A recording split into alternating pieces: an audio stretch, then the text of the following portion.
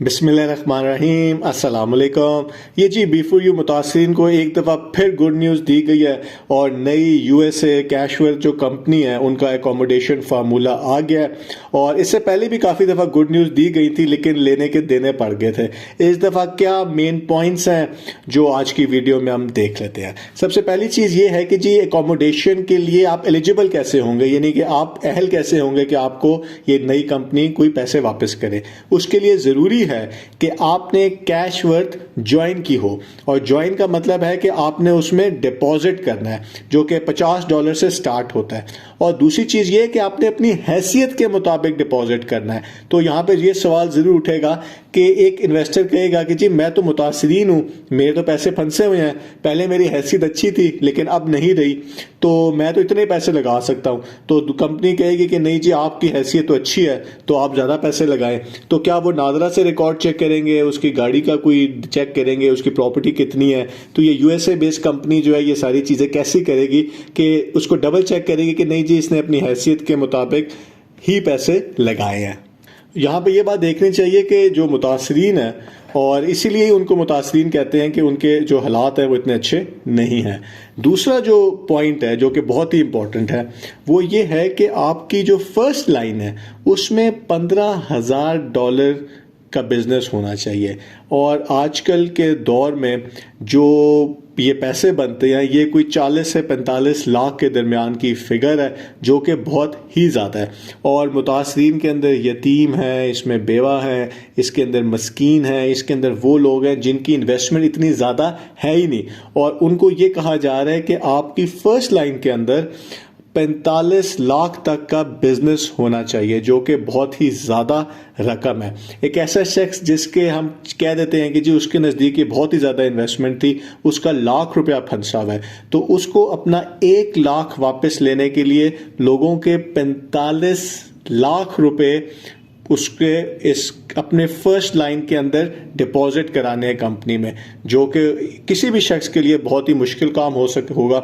और आजकल जो महंगाई की सिचुएशन है, जो मुल्की हालात है, जो डॉलर का रेट जा रहा है, तो वो कैसे ये सारा मैनेज करेगा?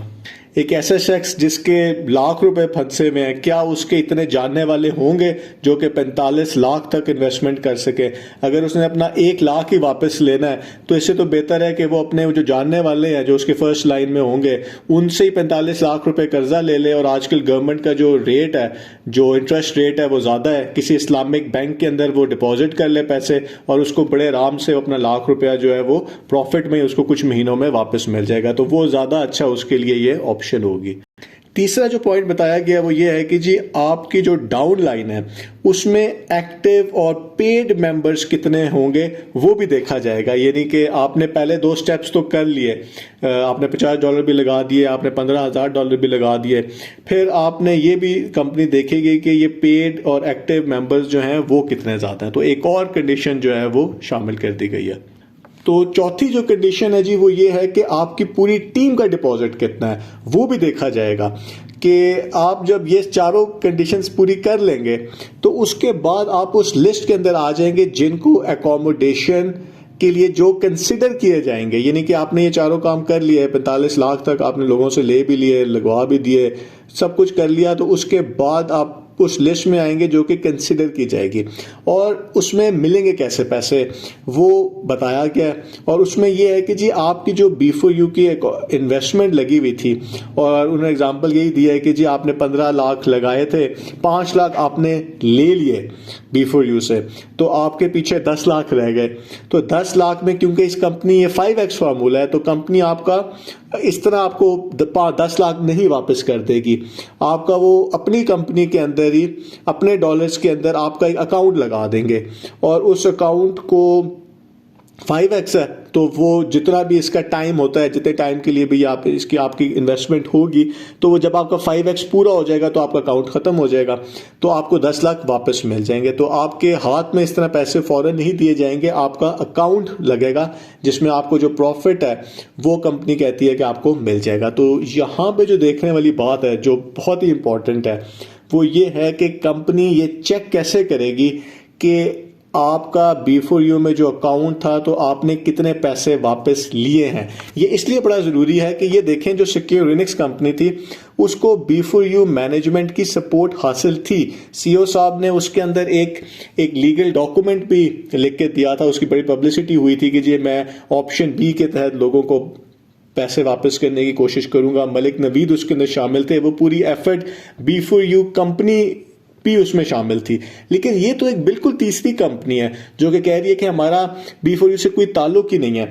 तो उनके पास ये डाटा कहां से आएगा, वो कैसे कंफर्म करेंगे कि ये इस शख्स ने इतने पैसे लिए हैं। कोई शख्स जो अपने सारे पैसे ले चुका हुआ है वो आके कह दे कि जी मैंने तो लिए नहीं है पैसे, मेरे तो 15 लाख रुपए रहते हैं, तो क्या आपके पास इसकी चीजें हैं? तो क्या डाटा इनके पास है सारा? इनके पास डाटा कहाँ से आया? ये तो एक तीसरी कंपनी है, तो इन्वेस्टर के डाटा है किधर इस टाइम के ऊपर? तो ये बहुत सारे इसके अंदर इश्यूज हैं। लास्ट टाइम जो प्रॉब्लम आई थी वो यही आई थी कि लोगों को कहा गया कि जी अकोमोडेशन स्टार्ट होनी है, फिर कहा गया कि नहीं जी चूंकि आप लोगों ने तो अकाउंट से आपके ठीक नहीं है तो अब तो वो KYC होगी, आपकी रजिस्ट्रेशन होगी, आपकी वेरिफिकेशन होगी, आपकी एक्टिवेशन होगी, उसमें इतने महीने गुजर गए। तो सबसे बड़ा मसला जो इस टाइम पे लग रहा है वो यही है कि आपको बहुत ज़्यादा हो सकता है इंतज़ार करना पड़े। अगर ना करना पड़े तो वो डाटा इनके पास कहाँ से आया? ये तो एक तीसरी कंपनी है, इनका B4U से कोई ताल्लुक ही नहीं है, तो B4U का डाटा किसके पास है? B4U का डाटा CEO साहब की इजाज़त के बगैर इनको दे दिया जाएगा। अगर दे दिया जाएगा इसका मतलब है कि इस कंपनी का B4U के साथ ताल्लुक बन जाएगा, जो कि वो CEO साहब की बेल में इशू कल को लोग बना सकते हैं। तो इस तरह के काफ़ी इश्यूज हैं और ये मेन पॉइंट्स हैं। इसमें से काफ़ी इंफॉर्मेशन तो पहले ही कंपनी अपनी बता चुकी हुई थी, लेकिन जो फार्मूला आप कह लें, गुड न्यूज़ कह लें, ज़बरदस्त न्यूज़ कह लें, वो यही है कि 45 लाख तक की रकम जो है वो आप लोगों को घेरू करने के लिए तैयार हो जाए। बहुत बहुत शुक्रिया।